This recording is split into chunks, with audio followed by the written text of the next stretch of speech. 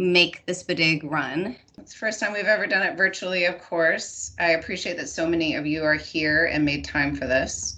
Our theme today is relationship, renovation, and recalibration, with many thanks to George Sugai, whose presentation, that title, and many things about this meeting today are based on. And please mute your computer or your phone as you get on.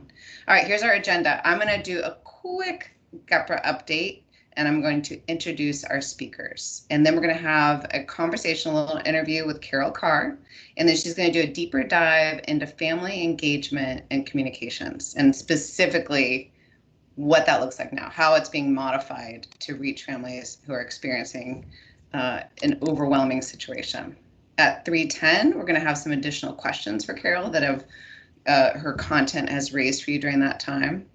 3:20, we're going to have a conversation with Melissa Hanisch, and then she's going to do a deeper dive into working within an MTSS framework, multi-tier system of support, to meet the current needs. And of course, that is really based on George Sugai's presentation, which we sent out to you to make sure you could review before the meeting. And then right about 10 to 4 o'clock Eastern, we're going to have time for additional questions. So GEPRA updates, we've been having conversations with these over time, and I recently had a question from a couple of evaluators about what the ultimate decision was. And we had several meetings, and the last meeting was after COVID had begun, and we heard loud and clear from projects that they did not want any changes right now. So that second bullet about the GEPRA measures, existing grantees will not need to use modified or new measures at this time. The new cohort that comes on for fiscal year 2020 will start that. And of course, there's a lag time of a few years before they start reporting that. So we'll get lined up eventually. So you will use the same GEPRA measures that you've been using. In terms of data collection, that first bullet, that's where things change a little bit, right? We know that many of you are in a different circumstance. Some are back to school, back in buildings, back wherever children are being served. And so things might not change, but many of you, things have changed. We will have a presentation from the National Center on Intensive Intervention. That should not say instruction, it should be intervention, NCII. And Terry Marks, who's helping us out today, will be one of the presenters along with Tessie Rose Bailey from NCII. And they're going to be talking about considerations for data collection. So progress monitoring, screening, how does that occur if you have a virtual or hybrid situation?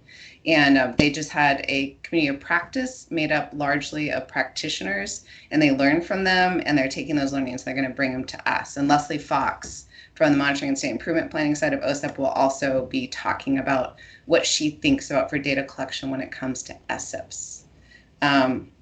So formative assessment is what I'm talking about now. Mainly when we talk about student outcomes, we can also have those conversations, but talk with your project officer and get ideas out there. This is a time that we need to be creative, and creativity is much easier if it's flowing between people. And we can have a larger conversation as well, but I think those individual conversations with your project officer are important. All right, so with gratitude, as I said, it takes quite a few people to put on a 90-minute program area meeting. And so these are our planning committee members. We have Sydney Seeger, Laura Marsden, Steve Goodman, Annette Young, and Elaine Miller. And then our project officers also helped to plan this. That's Perry Williams, Sarah Allen, Letitia Putney, Sung Young An, Tara Cushane, Anita Vermeer, and Grace Zamora Duran. And then John Lind and Lynn Hatfield. We could not do it without them, so thank you to all of you. George Sugai's presentation, coming back to that, we had sent it out 20 times just to make sure that you had a chance to review it before today. That was from Washington's MTSS Fest. He was their keynote. It was fantastic. He is in another R, retirement, but he came out of retirement for that. I do want to mention, in case you know Dr. Sugai, that he just had his first grandchild. So I was very excited. Melissa, I don't know if you'd heard that. Melissa was also one of his students at University of Oregon. So it was 3 themes that I got out of that I wanted us to get into today and consider what it meant for the SPDG. One is relationships. And George talks about the need to understand children and their families more than ever to serve them well. And to also consider, it's not just the families and children, it's also the other educators you work with. I was seeing today from the community of practice that NCII has been running, that idea that, if you're co-teaching, you need to understand what your other educator needs as well. And in many situations, because serving a child with special needs is a collaborative process. Renovation or renovating. Use the practices that you know that work and modify them to meet the needs of more students. He talks about how tier 1 is going to look different. It's not that happy green section anymore that it used to be. And simplifying. Again, I heard about that today from Terry Marks and others from NCII, that there was the wanting to layer more and more things on to meet needs, and realizing it just can't happen in the same way. And so simplifying. Choose a few key practices that you know will work or are working, concentrate on those, see if you can make them bigger to serve more children. And then recalibrating. And this has to do with implementation teams at the state level, at the local level, at the building level. What can the teams be doing now? What can they do 1 week before school, which for some of you that, we're there. And then what can they do once children are back receiving services? This was our survey that we sent out. Thank you. So many of you responded to that right away. I really appreciate that. And you can see there was the most interest in helping teams at the state, district, or building level to prepare for school starting. The second most interesting topic to you was leadership that supports equity, and then communicating with families in an effective and efficient way despite current overwhelm, then supporting children's social emotional health within an MTSS framework, and reaching all families with the information they need. You're going to hear about all these topics today, but there are going to be some that you still want to hear more about, and so we have a post-event survey as well so that we can plan our interactions with you in the communities of practice, in the director's webinar, and in the virtual SPDG national meeting that's coming up in October. So our two presenters, we have Carol Carr from the Georgia SPDG. She is the Communications and Family Engagement Specialist, and she's going to be talking about considering equity in communications and leadership and communicating effectively with an overwhelmed populace. Melissa Hanisch from the Illinois SPDG is the statewide director of the Illinois MTSS network. And she, like I said, she's going to get into those themes and ideas from George Sagai's presentation and really hit on what you were talking about with teams, with social emotional supports, and the things you want to know more about. So what can teams do to support MTSS efforts now? All right, with that, I am going to tell you your learning targets for today. And if everyone could please mute yourself, I would appreciate it.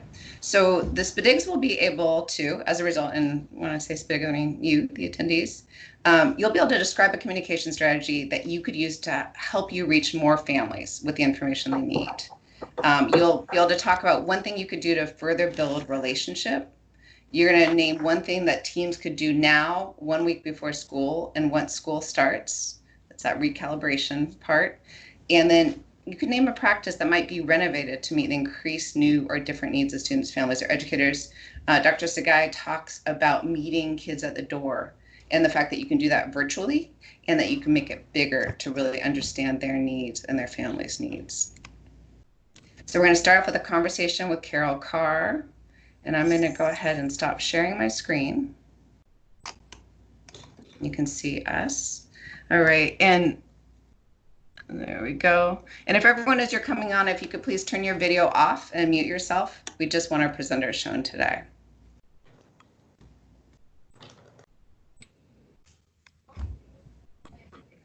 Thank you so much. All right, so Carol, hi, hello, how are you? Great. Good afternoon, everyone. So Carol, you had a lot of fun facts in your biography. So she at one point was on the news. She was a TV journalist. She has also worked for a university for their communications. And I love the way that you described it. Basically, it was like crisis management, or, it sounded tough at Spelman College. Is that a good way to describe it? Challenging, interesting? It was. There were a lot of high-profile people, and students were very outspoken. This generation demands to be heard. So from protests and on all of that was my job to sort of manage it and manage communications as well. Great. You are the right person for right now. I think there's no doubt. So thank you for joining me. And I've got a few questions that came up from our survey respondents. So these are SPDG projects, and they wanted to know a little bit more about some of the areas that you were going to cover today. And the first question is, what are some strategies, suggestions, and resources to support families as they multitask and navigate working remotely while supporting either a remote or a blended learning situation for their children? So strategies, suggestions, resources to support families as they multitask. That's a great question. And thank you all again for allowing me to be here today.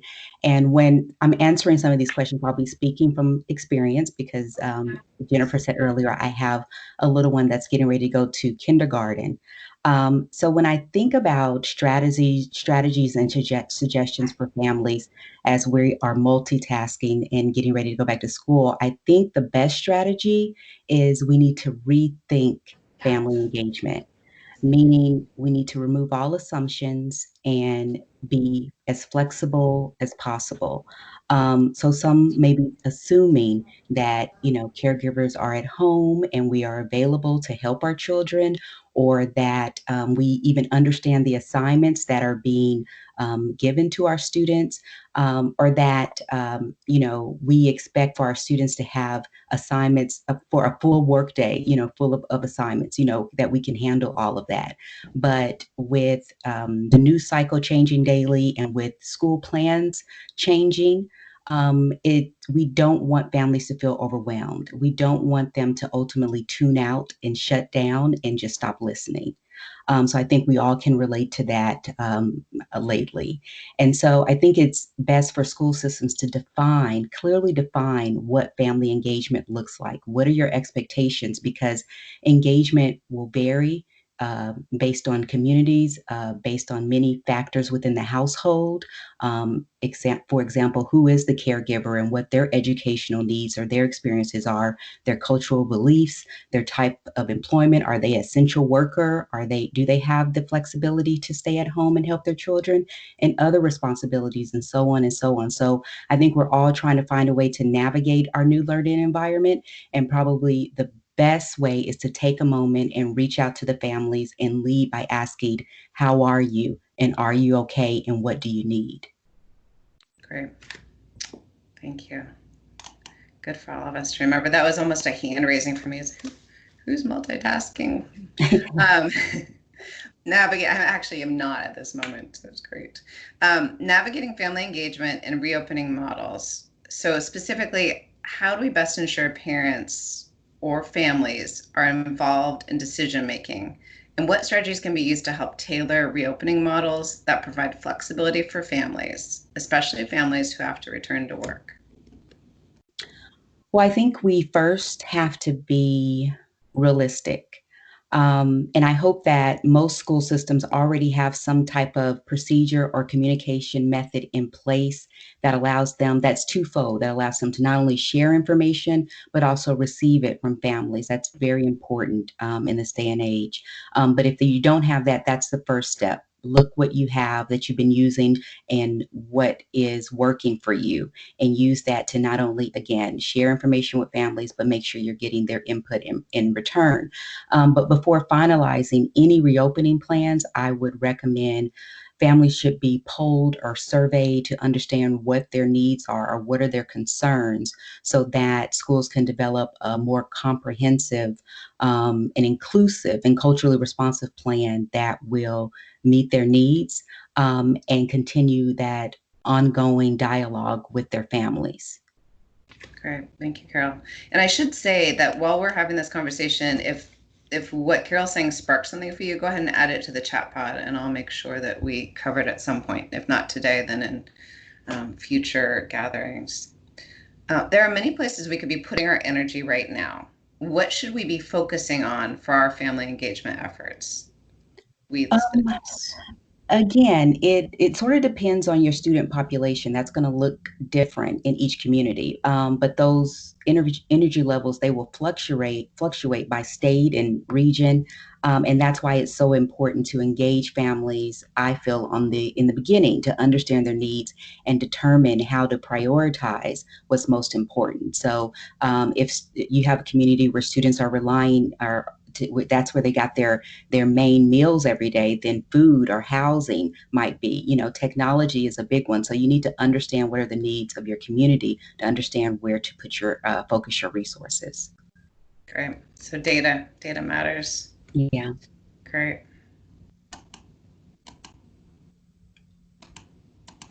And then what are effective strategies for improving meaningful collaboration between families and schools at the secondary level? Sometimes we stick a lot with either early childhood or elementary. Sometimes we venture into middle school, but we don't always talk about secondary school, especially with communication and families. Absolutely. Great question. I feel in the secondary setting, it's good to always incorporate the student voice or input when it comes to communicating with families or engaging families. Because, like I was saying before, when I worked in higher ed, this generation, they love to give their opinion. More importantly, they want to feel heard, and self determined students are more likely to advocate for themselves and for what they need. So I feel a great strategy is encouraging those students to do that whenever possible and sort of bridge that gap between parents and educators, helping them that communication gap. But sometimes the tricky part can be engaging those students or getting their attention.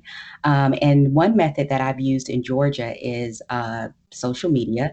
I connect with local educators, teachers who have blogs and other social media accounts with high student engagement because they're sort of producing this fun, millennial friendly content and they have thousands of followers. So I would suggest maybe connecting with those teachers and educators who already have the attention of their students and using them as sort of school ambassadors to engage and distribute important information and details.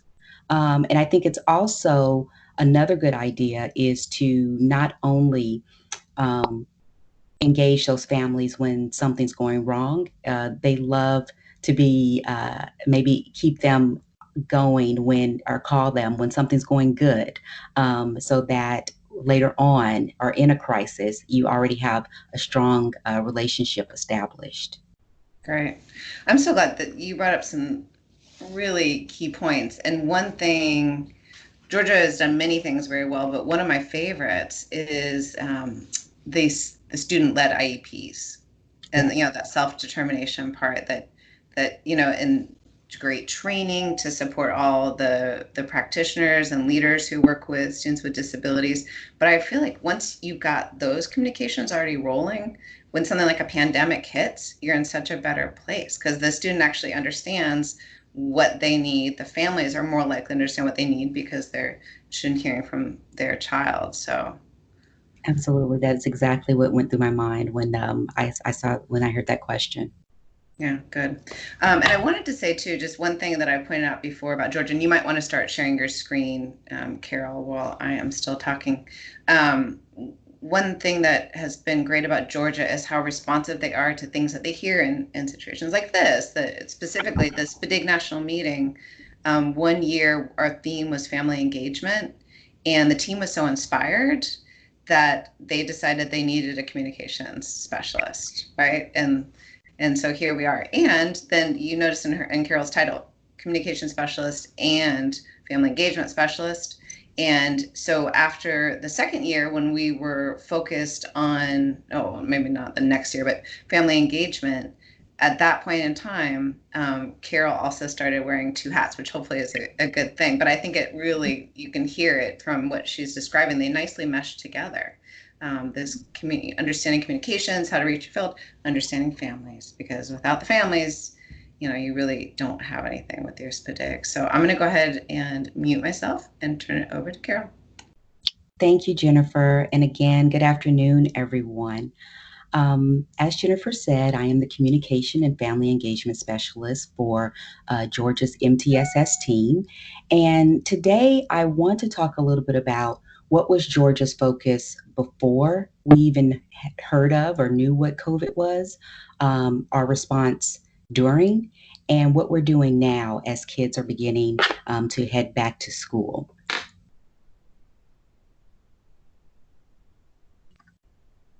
So what you see here, this is Georgia's focus, sort of where we were before. To the right of your screen, you see an outline of the state of Georgia, and in the center is keeping students first with a Georgia peach, which is what we're known for. But we wanted to create sort of a 2020 vision to help schools and districts understand what we're here for and how we're here to support them. And it reads, provide infrastructure and supports for leaders, teachers, and families to meet the whole child needs of each student and improve student outcomes and school climate, resulting in increased quality of life and a workforce-ready future. So this is something that is embedded in just about every program, in everything that we do. As we go out to the schools, in districts, in our conferences, we want to be a clear understanding of how we're here to support. And once schools began to close, and everyone started being more concerned with public health, we always wanted to ensure that communication was authentic and welcoming, but we kind of had to shift just a bit. Instead of sending out newsletters or information with just the facts or just the data or just information that you need to know, we wanted to ensure that our language was kind, honest, sincere, with a hospitable focus, and we understood the needs of educators and families and what they were going through. So instead, we prioritized communication with families, schools, and districts and limited the content to only things that were related to virtual learning, reopening, or public health guidance, because again, we didn't want to overwhelm families and educators and cause them to shut down. Instead, we wanted to take this time to really listen and learn how we can be most supportive so that we can form collaborative partnerships with caregivers and educators across the state, and help them in developing inclusive and culturally responsive plans that fits the needs of their student population. And I'll share that plan in just a bit. So the first thing we had to do, and we touched on this a bit during the interview session, is gather input. This was important before we can determine our next steps. So we understood that parents and guardians, they're the experts right now on what their children may need. And while they have many needs, they also have a lot of value and input to share about how to support their children academically, socially, and emotionally. So we sort of took a look at all the communications that we had available to determine what was the best way to collect and share information. And I will be honest with you, we could not find one single form of communication or communication method that would be effective for all families. But we did, in those cases, dig down a little deeper to reach out to those families and find out what's going on or why they were engaged or made an effort to do so. But we really wanted to ensure that there was a system in place to document feedback so that schools and districts can capture that like they're looking at data and determine what are their next steps and the best practices.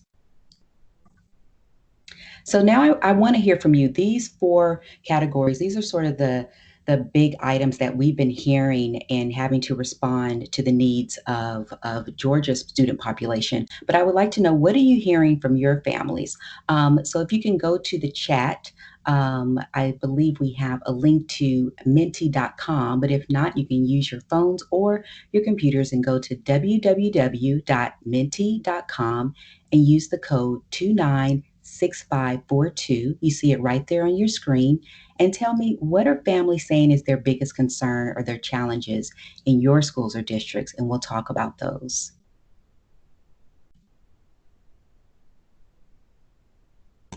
Yep, the link is in the chat pod, just in case people need it directly. Thank you. Yep, no problem.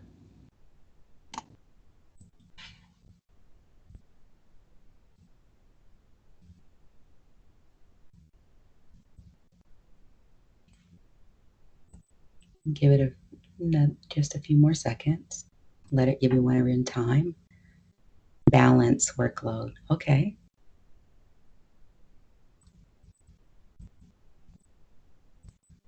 So as you're sharing your responses and they're still coming in, I just want to touch on these just a tad bit from a communications perspective.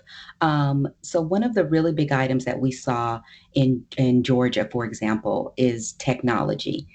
And what we did is we began to highlight or share students who were being successful, who had high student engagement rates. For example, there was one MTSS cohort who, educators are always wearing many different hats, but since COVID and closed schools, the school counselor, she took off her counseling hat and put on her IT hat and began to hold these mini sort of IT sessions, helping caregivers learn how to turn on a computer, access the assignments, and answer any other questions that they had.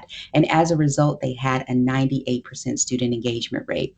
So in many communities, there's no need to sort of reinvent the wheel. We just need to share with one another like we're doing here today and learn from one another. And hopefully you can incorporate some of these in your schools and districts. Balance is another. That's another big one that I see from all of you. And what I think when it comes to balance is going back to not assuming and allowing families to share, to letting them know that it's okay if they can't balance or do it all. And that's where that ongoing dialogue is going to come into place. We highlighted a school or district that was having sort of family check-ins or check-ups to ensure that the family situation had not changed, if the family member had lost a job or something like that, so that they can adjust. Again, making sure that they're okay, and that sort of helps strengthen the relationship with those families and family engagement.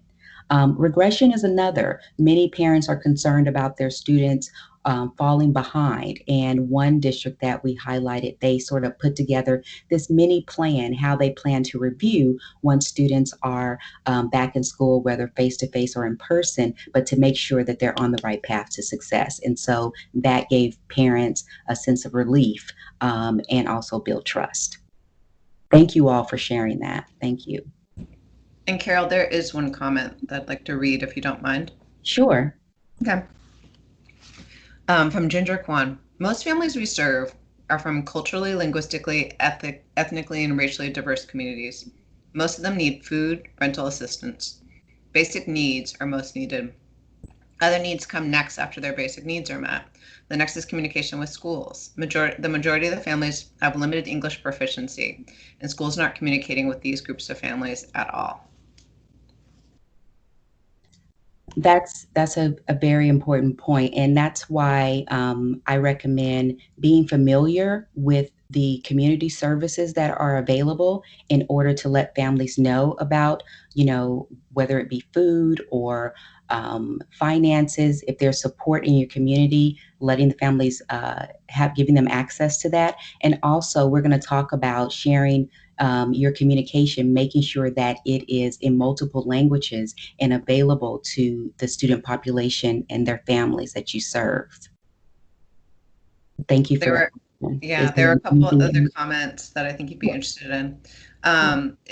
Terry Marks from AIR and CII.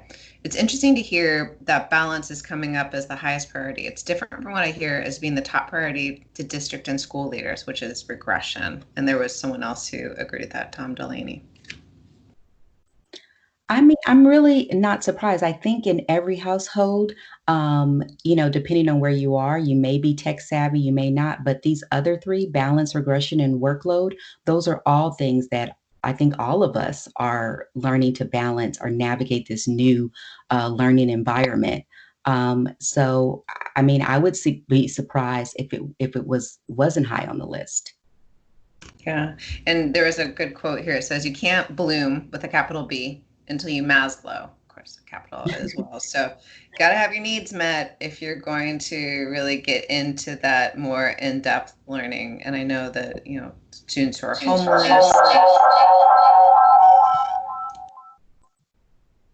All right. So, anyways, good conversation. I just wanted to make sure you caught it. Thank you, Jennifer. And thank you all. So this sort of leads us into my next slide about not assuming that families who are not responsive are just don't care.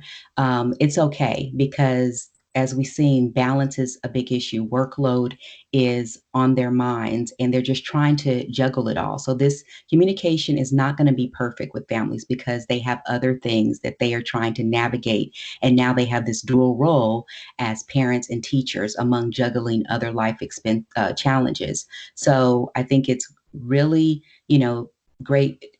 You're ahead of the game if you're mindful of that and you're thinking of that first. And everything is not going to be perfect. And then there was one comment that I thought you'd like, assume positive intent, which is always a good reminder for myself as well. Absolutely. Absolutely. I think everyone wants our children to be successful. And so that's a great assumption. Here is a list of, just a sample list of the communication methods that we use in Georgia. So it's not all of them, but just probably our most popular, and maybe it might give you all some ideas. But more importantly, I want you again to be mindful and ensure that the content that you're sharing is accessible in multiple languages and it's 508 compliant so that everyone can access the information. Some of them, my favorite, are our newsletters that we share electronically because that's where we receive our highest engagement. But in communities where technology or everyone does not have access to the internet, you may want to consider phone call blasts. We also use the media and television, like if there's a school closing, but we can also use them to our advantage for public service announcements or to share important facts. We don't have flyers as much because we aren't face to face, but we can share those flyers and other important facts on our faith-based organization bulletins, marquees, community center, and also in front of the school marquee, and also the website and social media apps. More importantly, you just want to make sure that the information is easily accessible and available to all participants and and that it represents your community. What you're looking at here is a snapshot of Georgia's sort of one-stop website for everything related to COVID-19 and school openings. And you want to really consider what you are putting on your website. You want to make sure that it is user-friendly, that it's easy to understand, and that it's easy to access. And also, you want to ensure that the content is practical in a virtual learning environment. So you don't want to appear, parents and their students are in front of a computer screen all day. So you want to change it up a little bit. Make sure that there are hands-on activities where they can take a break. You want to be realistic, and this is what Georgia did. We sort of put everything on one website, anything related to school openings or supporting districts and families in virtual learning. We put it on one page and one site that's easy to access. And so that link will be shared in the chat as well. Are the links being shared in the chat?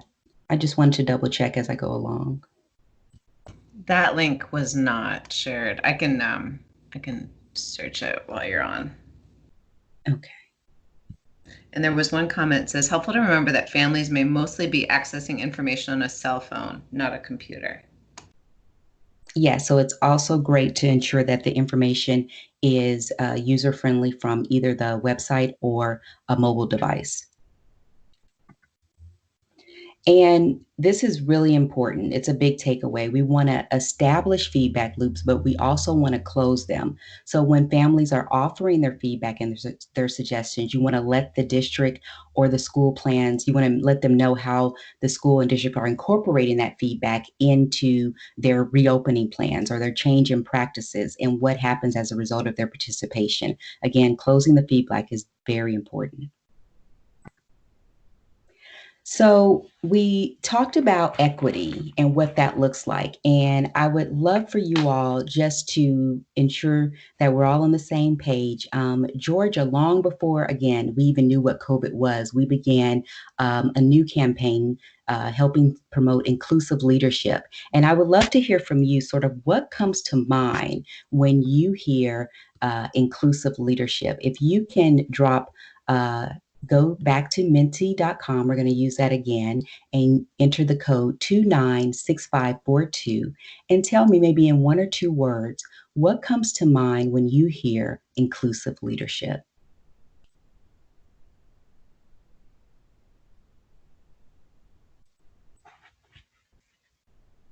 I'll give you a minute or two to share your responses, and then we'll talk about that. Bi-directional. Love it.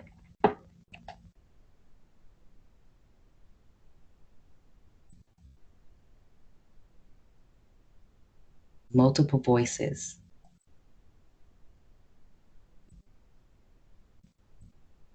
Another good one. Yes. Diverse. Different perspectives. So I hope that as you are seeing the screen and all of these different words, that it is sort of clicking for you why inclusive leadership, because it seems like why it would be so necessary right now in this and help us through this pandemic. In what we did, yes, collaborative, reciprocal, empathy, yes, all voices. You guys are making me very happy. And the reason I say that is because, again, long before this started, Georgia started to promote inclusive leadership within its schools or districts or help them. Um, and to us, inclusive leaders may matter now more than ever because they're under so much pressure to develop these plans to be effective and practical and provide these distant learning opportunities to meet the needs of their student population. So leaders must prioritize, and we feel that inclusion must be at the top of that list because we do know that inclusive leaders can be more creative during time of a crisis. So I want to share with you sort of Georgia's plan and the work that we did in this area that I felt has helped sort of help us during this time. And what we did was we partnered with the Council of Chief State School Officers and the Cedar Center to develop our What is Inclusive, our Why Inclusive Leadership Matters initiative. And we started by defining what is inclusive leadership. And many of the words that we just shared in our word wall are developed or included in this definition. But that was important of us to sort of define it so that we can all move forward with one common message and one common goal. And we adopted this definition from the Council of Chief State School Officers, which reads, inclusive leaders create strong school cultures and distribute leadership across staff to serve all learners and ensure all students feel safe, supported, and valued in school. And in promoting equity for all, we must respond effectively to the potential and needs of each student. And inclusive leaders ensure high expectations and appropriate support so that each student across race, gender, ethnicity, language, disability, sexual orientation, family background, and or income can excel in school. So now I hope you're beginning to see why inclusive leadership is so important right now. But when we began this process, we wanted to gather input and sort of hear what our stakeholders and our community members thought. And the initial feedback that we received is that they had heard of this concept of equity and equality, but they hadn't really seen it in an academic setting. So we wanted to capture that. We wanted to bring that to life for them. So that's what you see here, because we try to communicate in all different ways. There are all different types of learners. So we try to communicate in visual presentations, through video, as you'll see in just a bit, and also just simplifying the message in order to ensure that everyone has access to the information. But what you see right here on the right is You have 3 students, and the water over the bridge, it sort of represents challenge or barriers that they may encounter along their academic or social emotional careers. And hopefully, they are great swimmers and they can make it through those challenges or they can overcome. There's a student there in a wheelchair that may need some additional support getting out of that mud puddle. But we don't really know. Those questions were left unanswered. In the middle there is our perception of equality. So again, we've given all 3 students a bridge and we've even given them ladders to climb their way to the top, but that's with the assumption that the students are great climbers, none of them will fall off, and you still have that mud puddle there, which may encounter or be a problem. And then on the other side of your screen, on the left side, we have widened the bridge, we have removed the mud puddle, we've removed the ladders, and hopefully cleared the pathway to those students reaching the career, school, or job or post-secondary outcome of their choice. And to us, that's perception, that's what equity looks like. So again, this is just a quick visual that we provide, that we incorporated into the communication campaign in order to help communicate our message. And Carol, just so you know, Karen has added the inclusive leadership video link, the website, and the communications plan that I believe is behind this to the chat pod. Wonderful. Thank you, Karen. So let's talk about what's in the communications plan. So the communications plan, first we wanted to sort of leverage what has been done before, so we wouldn't make schools and districts feel like this is something new or something different. Look around, what's being done that is already, that you're being successful in, and leverage that. We wanted to, as you see, define what inclusive leadership, so we can move as one team with one goal. And we also want to pinpoint our target audience and the key messages that we're going to deliver to them. So if we're talking to families, if we're talking to educators, or if we're talking to administrators, we want to clearly show how inclusive leadership benefits them to grab their attention. We created the graphic that you just saw and other visuals to support all learners in different languages. And we also want to shift the language just a bit, because if we're talking about inclusive leadership, we want to ensure that our language is inclusive. We want to make sure that it's culturally responsive. And so I'll show you an example of how we did that in our newsletters and other communications in just a bit. We also created videos because we know that on an online format and social media, participants are more likely to click on a quick video rather than read content. We also incorporate this message in our conferences and our district meetings, and use the power of partnerships, sharing it with our partners in order to help spread our message, because you can't do everything on your own. So here's an example of how we simplified the message. So we had the definition, we have the visual, but we also created this quick fact sheet. So when we're out at conferences and we're out at schools and districts, this can easily be shared to help everyone understand what is inclusive leadership and what resources are available within Georgia to help promote it within their buildings.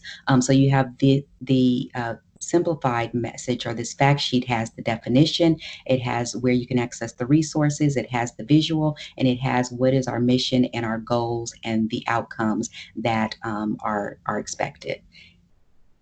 And the link that Karen shared, you can access all of this information on the website that we created for inclusive leadership to easily access this information. So now I wanted to share the video that we did when we launched the project earlier this year.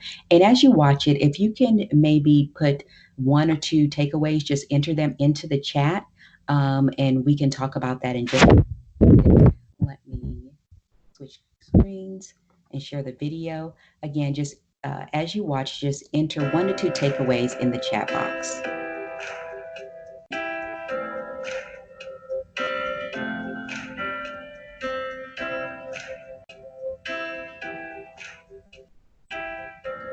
In Georgia, keeping students, teachers, and leaders first means everyone feels a sense of belonging. Their voice matters, and their input influences decisions in our educational system. Our student population is reflected in our leadership, and students of all colors, ethnicities, genders, languages, disabilities, and family backgrounds see themselves in their teachers and leaders. In Georgia, everyone has value. The first step is raising awareness about diversity and inclusion. All of us are responsible for starting the conversation and understanding that changing the cultural competency of our schools is imperative for student success. Open your hearts and doors to ask for additional support when you need it. This journey is vital to ensuring all of Georgia's students have access to educational resources and rigor on their pathway to unlimited possibilities. For more information on why inclusive leadership matters, visit the Godot website.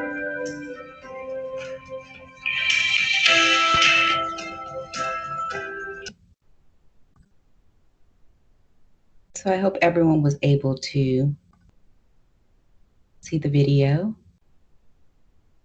It looked great, Carol. Thank you. Okay, and let me see if I can view the chat. And I can start to read them while you're getting on there. There was a focus on climate and culture first. All of us are responsible for making sure that all are valued. Shared responsibility, a couple of different times. Cultural competence, shared responsibility, leading with heart. Cultural competency needed for student success. Intentionally including all, diversity matters, everyone belongs, creating a sense of belonging. Thank you. Thank you all for your responses. So do you see how the video to the fact sheet to the definition we're sort of trying to be consistent. So no matter however you receive the information, the message will be delivered. And thank you for your feedback because it sort of validates that we are achieving our goal. But that was just a really short video that we did that we put together using avatars.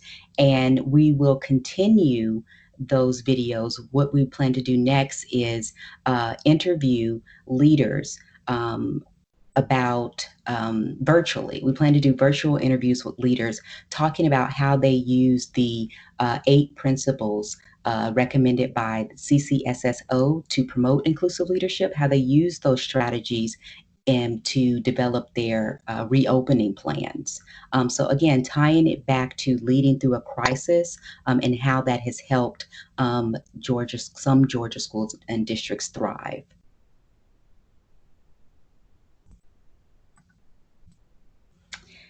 Here is another example of shifting our language. So again, we don't want to appear tone deaf. We don't want our families to feel overwhelmed and shut down. And we know that they are going through a lot.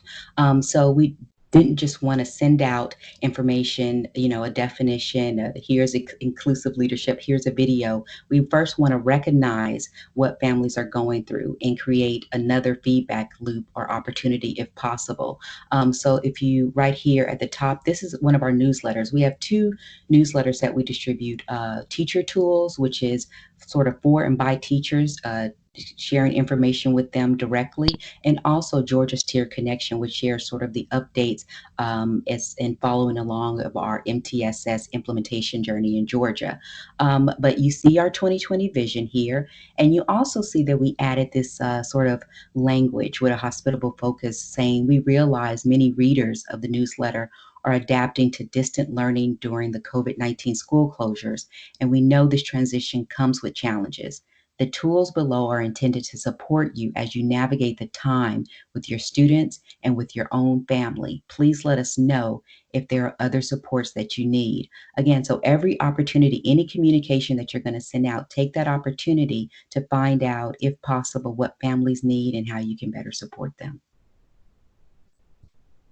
And Carol, I know you wanted me to give you a heads up as we're getting to time, so it's about Okay. time, actually.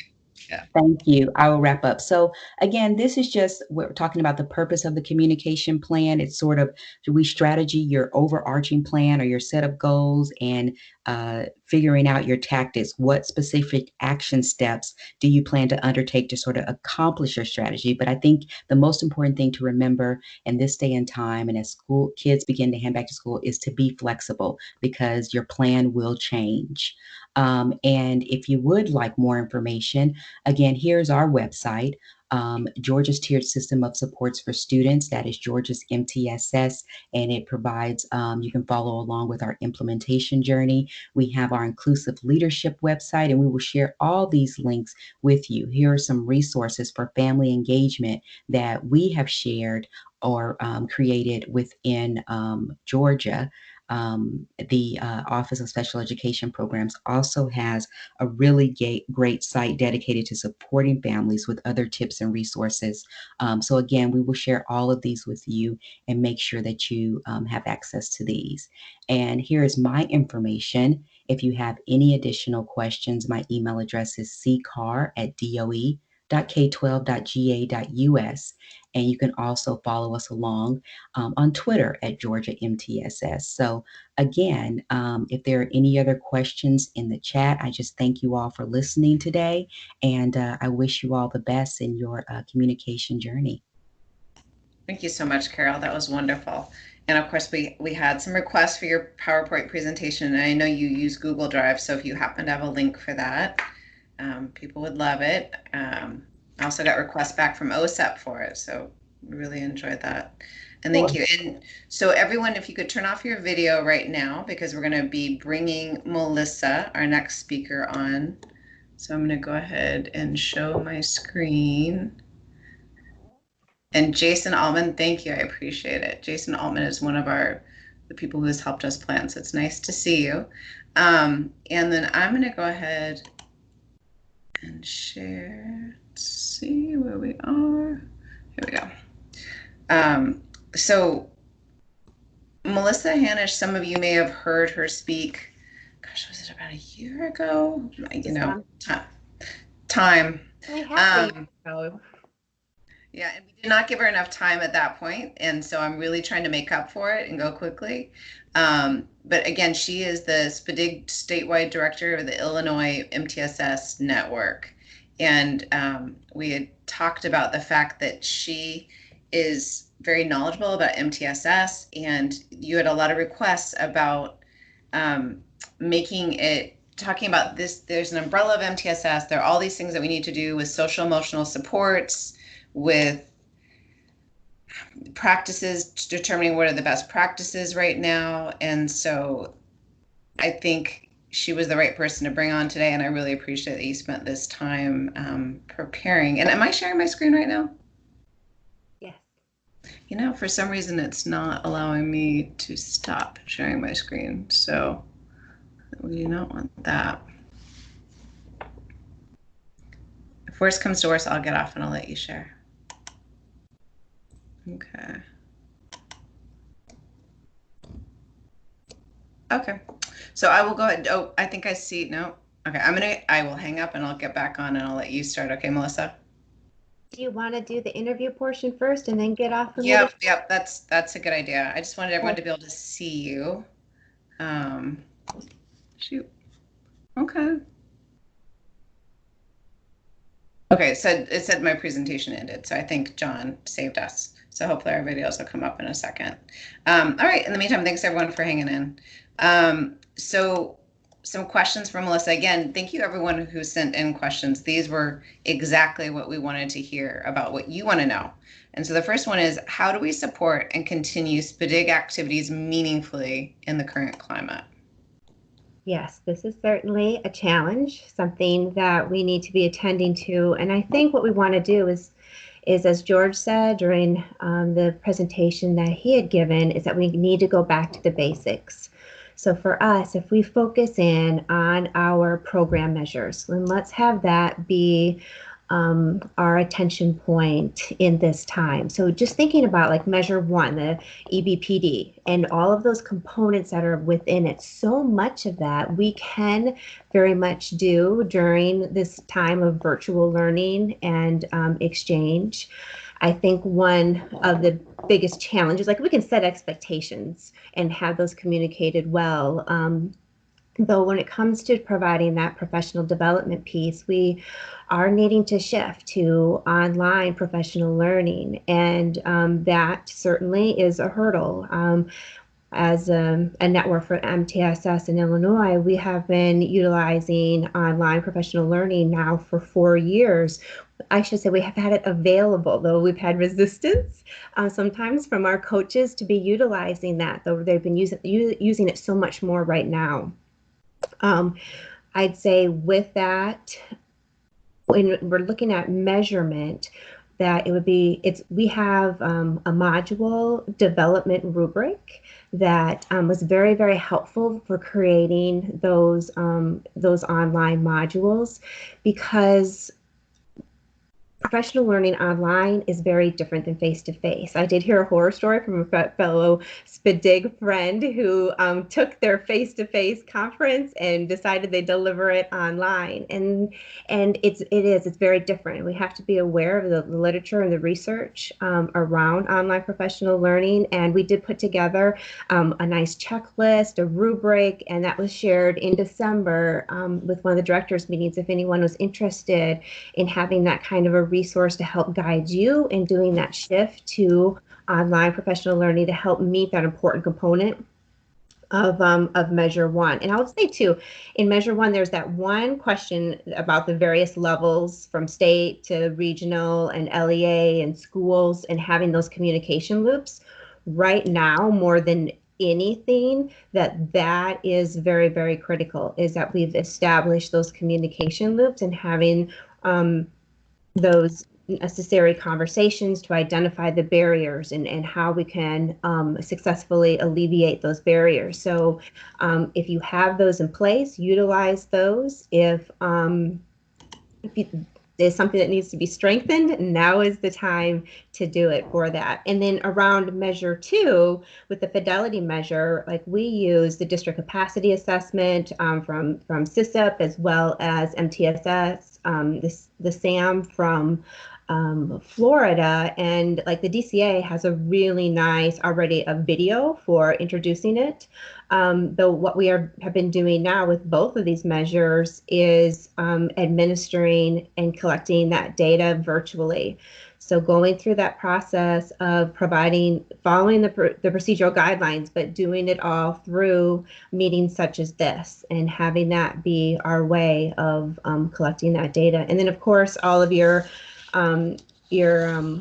project measures will be dependent upon where you are, and it's going to be, I'm sure, conversations with your project officer around what is of greatest priority and a focus right now. Great. Thank you for bringing us back to that priority and focus. Second question from our audience. What does MTSS look like in a blended and/or virtual learning environment? Yes, great question. And with this, I think I'll encourage everyone to look at the document that came from PBIS and CISUP and MTSS Research Network, the National Center on Improving Literacy and Lead for Literacy. Jennifer sent that out to everyone in advance of this meeting, so it should be in your inbox. It might be buried somewhere, but it ought to be there for you to look to, because it is a really good resource right now.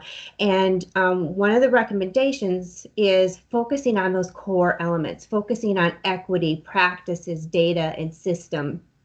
And so we've got to ground ourselves back into the foundation right now and attend to those. Like in our districts, we have a lot of local control, and around data, a number of the districts are saying that they're not planning to collect benchmarking data this fall. And so our state is saying, yet it is so important to know if our students are making progress to identify where they are, to see that we have equitable outcomes, how then will we be able to identify where our students are at? And so our network capacity coaches, through our relationships with our districts, are now engaging in conversations about what that might look like, of hitting that core foundational component of data collection. And I loved hearing that Terry Marks and NCII are engaging in those conversations as well, because I am going to tune into those, because it is something we know, it's our core, it's our foundation, it's important. And how then under these circumstances can we work through that challenge together and learn from one another to have that be truly meaningful.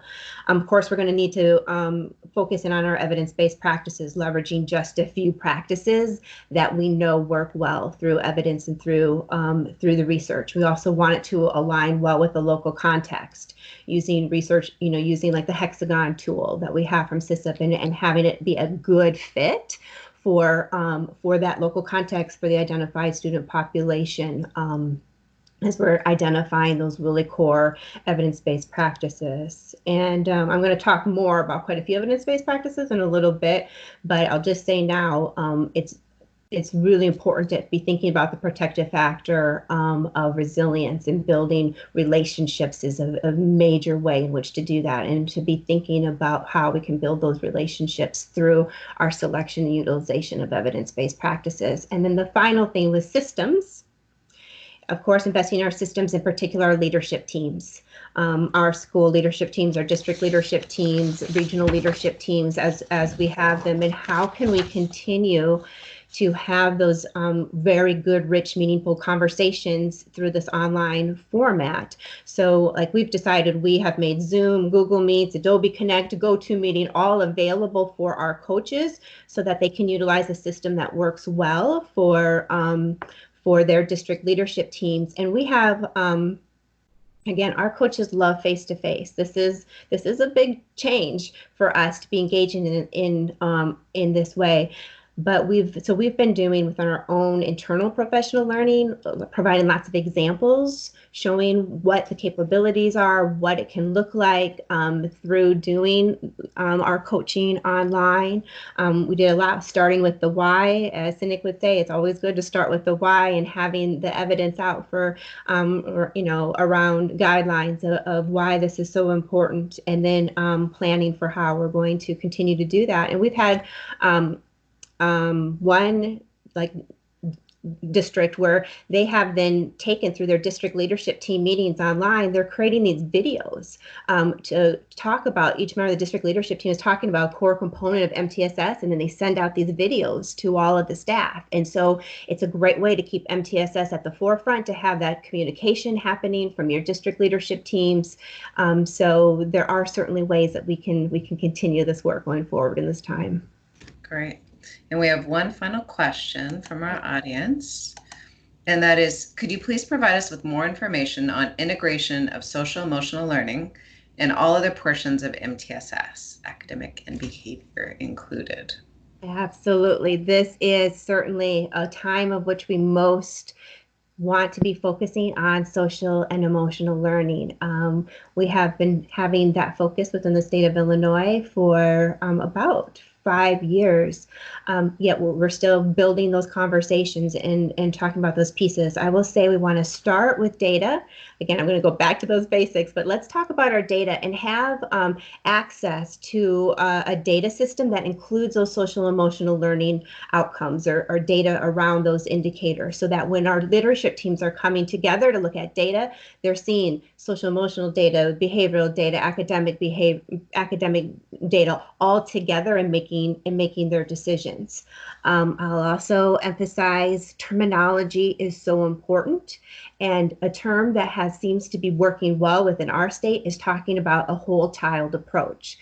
Sometimes people are a little bit more focused on academics, a little bit more focused on behavior, social emotional learning, but if we start talking about the whole child, and we don't divide up the child into these pieces, but we need to have our practices serving the whole child, that is one of which we can build consensus around, and having those conversations this is about meeting the needs of the whole child and thus integrating in the social emotional aspect.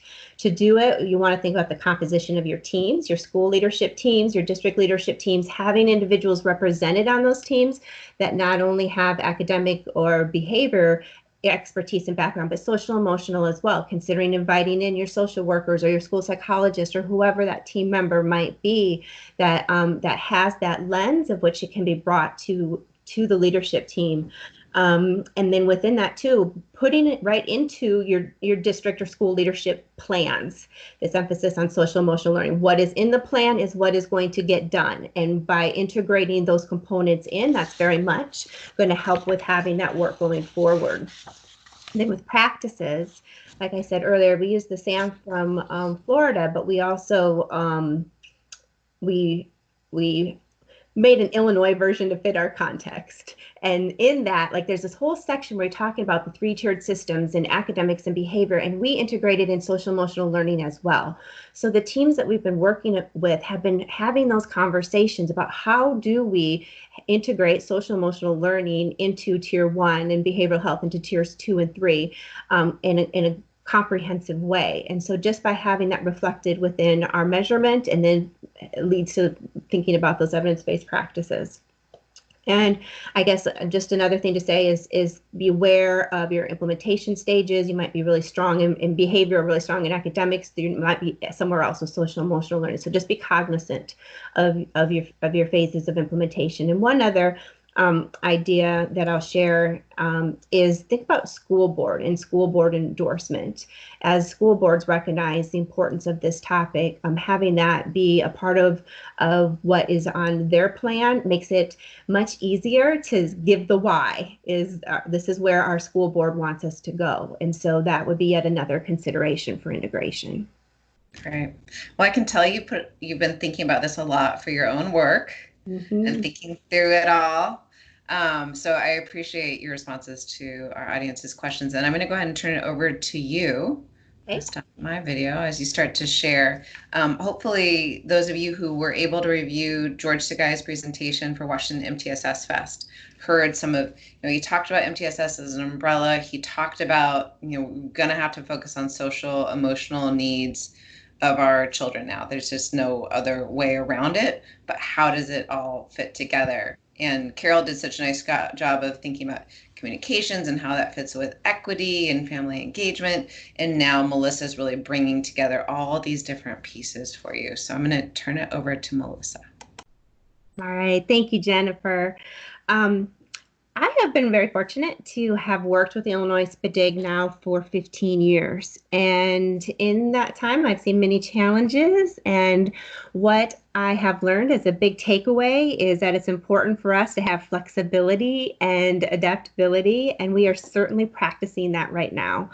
And another important piece is relationships. This work that we all do is all about relationships. And before I go in, I just wanted to take one moment to acknowledge both Dr. Patricia Graysick, who is one of our coaches and also a professor at the University of Illinois, Chicago, as well as Lori Henshold, who is our professional learning coordinator for the network, for their collaborative work in putting together this message for all of you. And also just to acknowledge the committee that did all the planning, and certainly Jennifer for your direct support and guidance in putting together this work. So we're going to go forward and talk about resilience and relationships within MTSS. So as Jennifer said at her opening, if you had that opportunity to watch George's presentation, there are 3 big ideas that came about from that. If you did not have an opportunity to watch that, I really do encourage you to do so. It is worth those minutes to watch that. But from it, we saw relationships, renovate, and recalibrate. And what we mean by that is relationships recognizing that when we're starting here in the fall, we're going to be having more students entering school that have universal social, emotional, psychological, behavioral health needs within the context of the pandemic. And knowing that, we would look to the literature and attended to protective factors for building resilience for students, and relationships with one caring adult was a major factor, one of the strongest factors. So let's focus in as we talk about our multi-tier systems of support, as we talk about our tier one, that important need for relationships and having that help drive what our decisions as we go forward in building our tier one. Now, I've talked about tier one already a couple of times as it's related to renovate. So renovate then is looking at our universal supports. Tier one is going to look different. We're going to have more students with more needs. So what we must do is focus on doing a few things well. And George, he did say, go back to the basics, focus on a small number of practices that are likely to have the biggest impact and do them well. So I'll share with you some ideas around renovating tier one and those few practices to focus on in light of relationships. Those two concepts, I'm gonna kind of interweave it throughout this short time that we have together, but I encourage you as we're talking to be thinking about the recalibrate element. And that recalibrate is considering what it is that we need to be doing now, planning for 1 week before school, and then during school.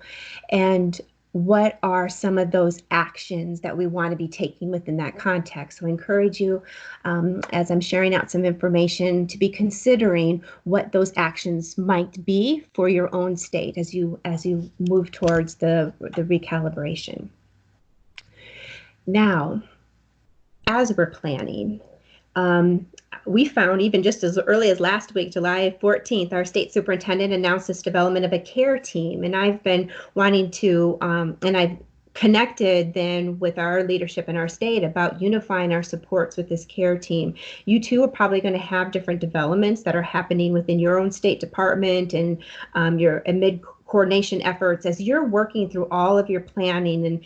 And you know, CISA kind of recommends defining what are the underlying guiding principles or core values that are going to support you in planning for students' return. So at this time, if you were to just take a moment and identify what are some of those core values, what would be one guiding principle or core value you would put forward, and go ahead and add that into chat.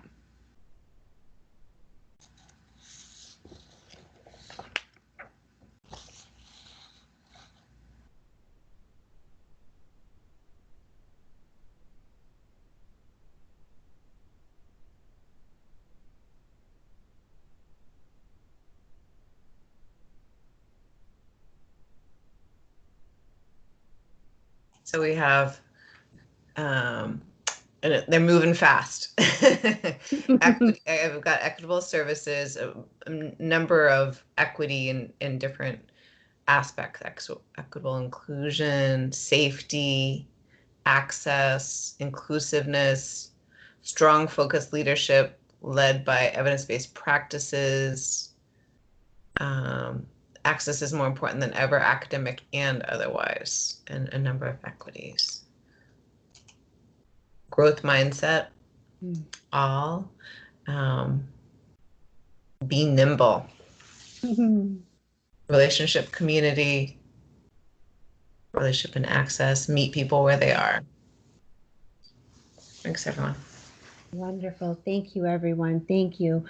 Yes, we want to meet those needs of which you were just talking about, of having a system that is equitable and thinking about what tools, resources that we have available to do that. And I also heard safety. That's been a major guiding principle for the work that we've been working on in Illinois, is promoting that sense of safety.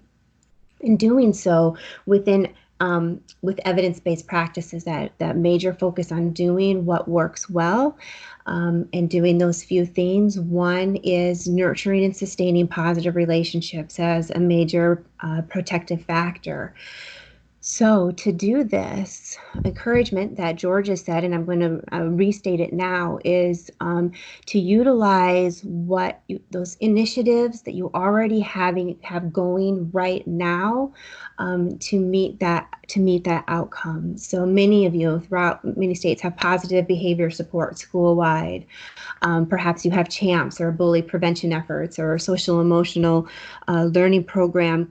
Continue on doing those, as these are all things that are initiatives that are going to promote a sense of safety through routine, as well as nurturing and sustaining positive relationships, which are so very important at this time. So do what you have going already now and doing it well.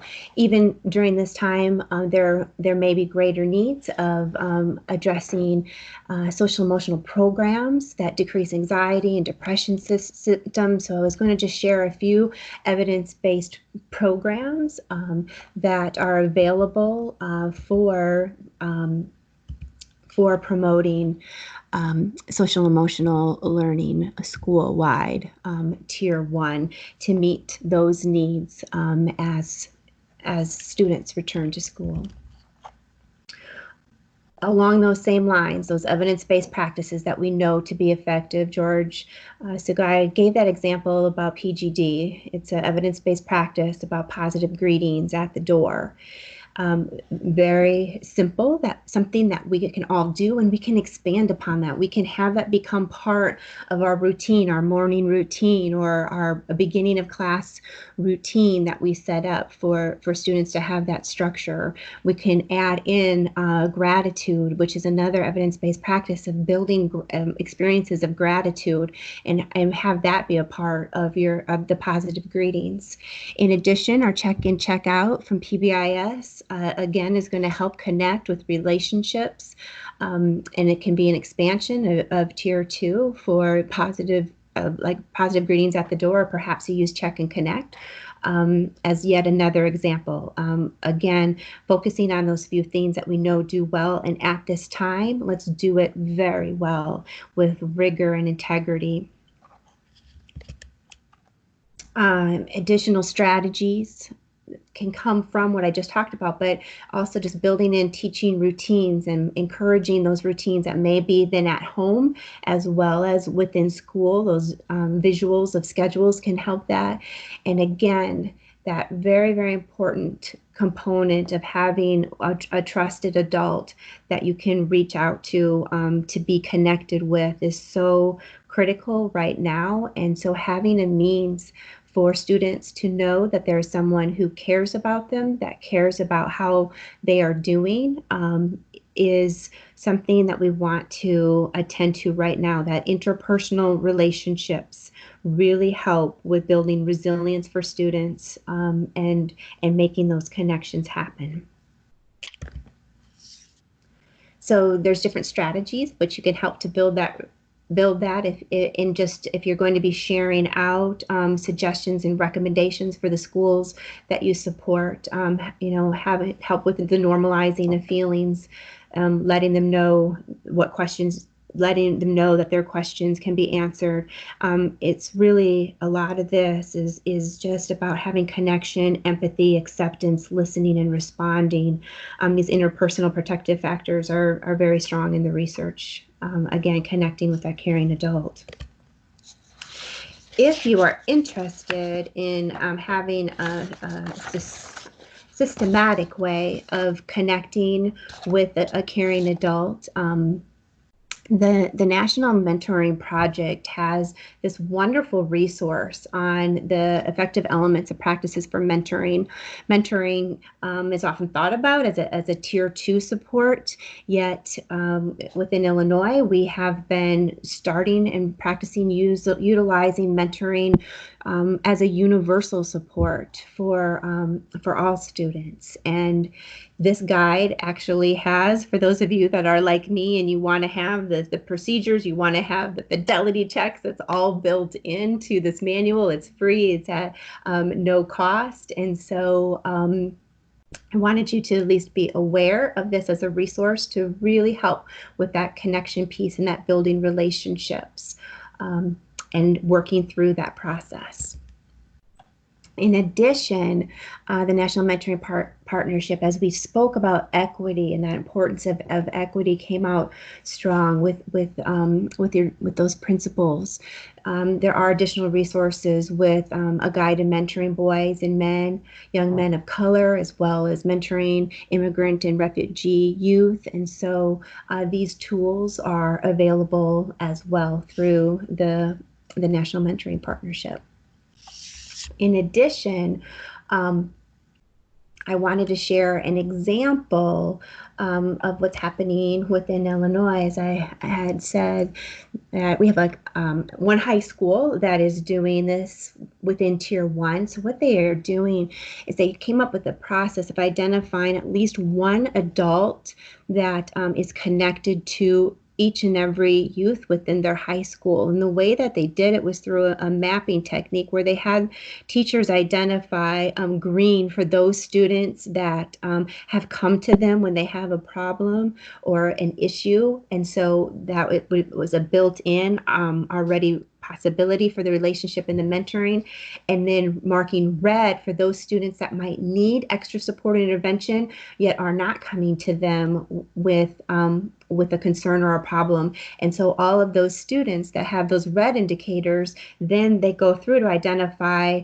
is there someone that they do have with a green indicator to match, and having it systematic where they're working with them on a regular basis. And if there's not, strategically then building that in. And so in a way, this is Tier 1 because we're ensuring we're connecting every student with an adult, but then also looking at the Tier 2, the extra support that is needed, and having those more regular and frequent opportunities for connection. In addition, one of our maybe least utilized resources within our schools is peer mentoring. And there is a resource as well about connecting peers. So the peers can encourage one another as we return upon school and offer help, and can be a supplement to any kind of teacher mentoring or tutoring or advocacy, anything that's going on with building resilience and support within the schools that you serve. So I just shared with you a few strategies for helping to build students' resilience in light of wanting to have strong relationships and doing a few things well. Might there be other strategies that you would recommend from your experience that you could share with others that are on this call in supporting to build resilience or relationships?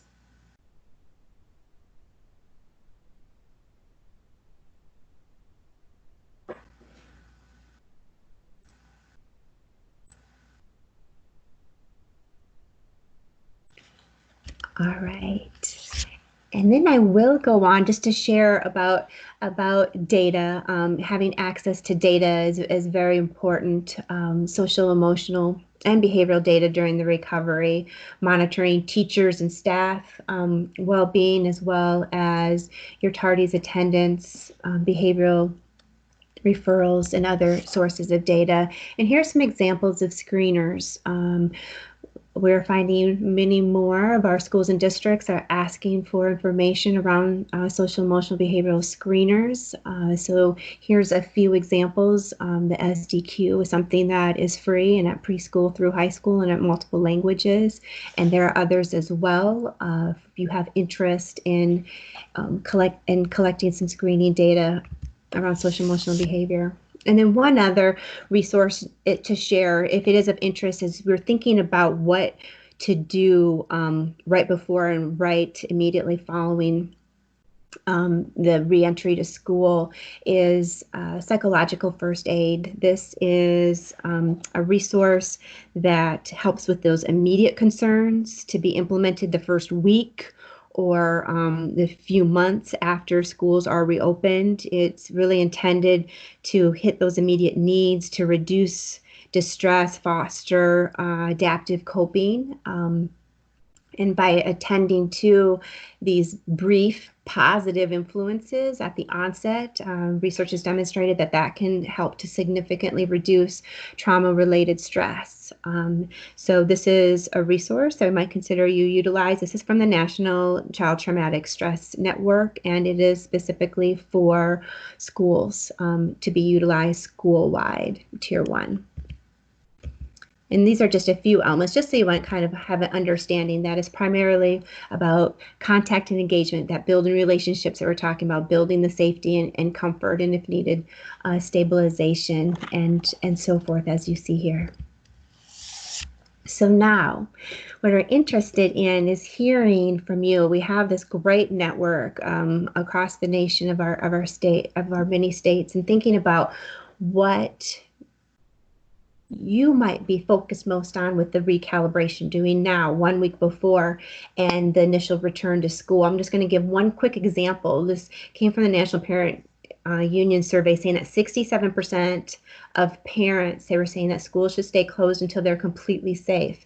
Completely safe is a very, very high measure. What can we do now to invite parents to help with planning for reentry and having that bi-directional communication that Carol was talking about, and setting that up now so that parents are having that input and that engagement, and then also just for the week before and ongoing, having that, like I said, bi-directional communication, discuss, what has been done, answering parents' questions, and identifying that contact person for talking about any concerns that they might have upon the reentry to school. What might be some of considerations for your state? And you can think about it in the context of the guide that Jennifer sent out to all of you, thinking about connection, screening, teaching, monitoring, in order to have this positive, predictable, safe learning environment. What are some actions that you might be considering either doing now, 1 week before, or after the initial return? So just having this opportunity for all of us to share with each other their ideas will be very helpful as we're all engaged in this planning. So what suggestions might you share?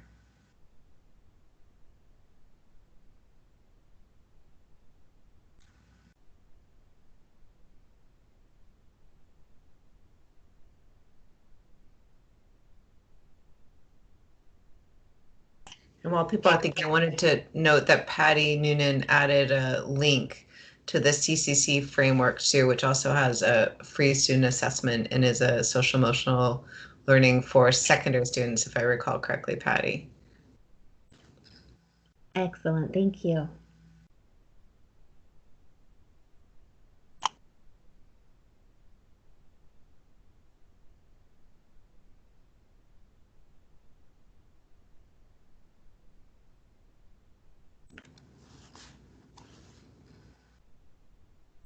And so it says from Peggy McDonald, New Jersey, the road back with an extensive list of planning activities for schools using the CCSSO frameworks. On Georgia, planning, communication, distribution methods. Kate Martin in Tennessee, prioritize communications and ensure initiative alignment. Excellent. Very good points. And we're about 2 minutes out. I just want to give you a heads up. Yes, I did. All right.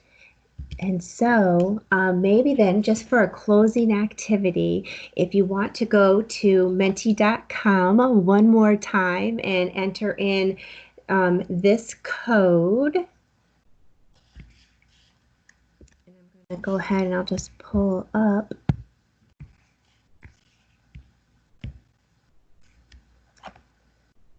One word, your one word takeaway from this presentation.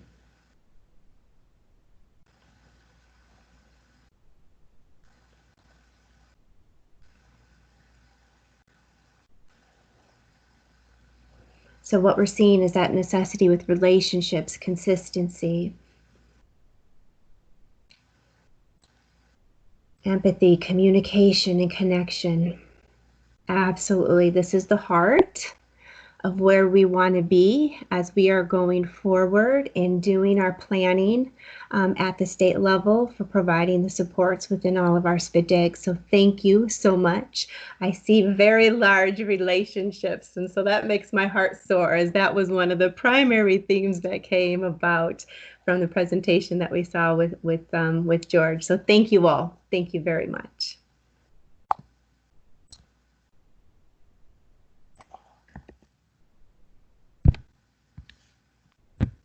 And I guess a final, just to say, if anyone would like to connect with me more to talk about any of these themes, please feel free to reach out. There is my email. I would love to talk with you more. Great.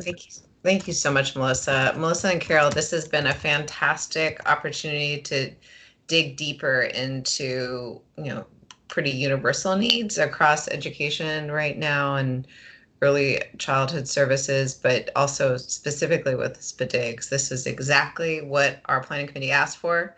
Thank you so much for making it happen in a fairly tight timeline. I did add South Dakota's link because somebody asked for it. Patty Noonan is talking about virtual cell instruction for students. We have so many good ideas that came up in the chat pod. The great thing about Teams is that it saves it for us. So I do want to go ahead and thank you all for being with us today. We had over 157 people. I think we might have gotten to 160 at one point in time. This is a great group always, and I think more questions will arise, but this is certainly a good start for us. So I look forward to next month hearing about data collection ideas, screening, progress monitoring, learning from National Center on Intensive Intervention, and then please do respond to the survey that John Lind will be sending out through SIG Network, and that will give us more ideas about what else you want to hear about. We do already have a September presentation, and that's going to be about how can you be more inclusive of all children? So getting at that idea of equity and specifically using universal design for learning for children with disabilities and all kids. So thank you so much for being with us and have a great afternoon.